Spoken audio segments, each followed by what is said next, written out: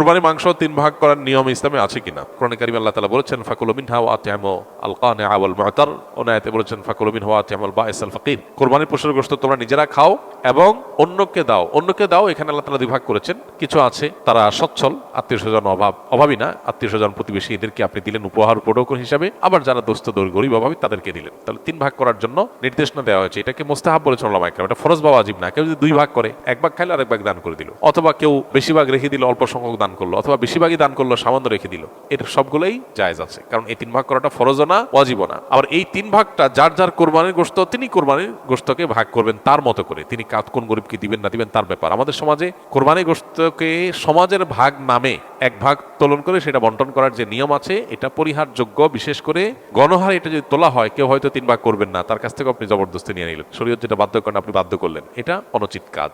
হ্যাঁ, যদি কেউ এরকম উদ্যোগ নেয় যে স্বেচ্ছায় যারা ইচ্ছা তারা দিতে পারেন, আমরা গরিবদের কাছে সুষম বন্টন করে দিব, এটা প্রশংসনীয়, এরকম হতে পারে। স্বেচ্ছায় দেওয়ার ব্যবস্থা থাকলে সেটা ঠিক আছে, কিন্তু বাধ্যতামূলকভাবে সামাজিকভাবে সমাজের ভাগ বলে উঠাই নিয়ে আসা, কেউ নিজের অনিচ্ছা সত্ত্বেও যদি দিতে বাধ্য হয় তাহলে সেটা নাজায়েজ হবে। কারণ নবী সাল্লাল্লাহু আলাইহি ওয়াসাল্লাম বলেছেন লা ইয়াহিল্লু মালু মুসলিমিন ইল্লা বিতিবি নাফসি, কোন মুসলমানের সম্পদ তার মনের সন্তুষ্টি ছাড়া সেটা গ্রহণ করা বা সেটা দখল করা এটা জায়েজ নয়, ভোগ করা জায়েজ না। বিধায় কোরবানির গোশত যিনি কোরবানি দিয়েছেন তাকে আল্লাহ তাআলা দিয়েছেন, এটা তার। সো তার সন্তুষ্টি না থাকলে আপনি সমাজের ভাগ নামে তার কাছ থেকে উত্তোলন করলে সেটা জায়েজ হবে না। তিনি হয়তো তার কোনো আত্মীয়স্বজন গরিব, তাকে একটু বাড়ায় দিবেন, আপনার সমাজের ভাগে নিয়ে আপনাদের মতো দিবেন, তো এটা তো তার অধিকার খর্ব করা হলো, এটা উচিত নয়।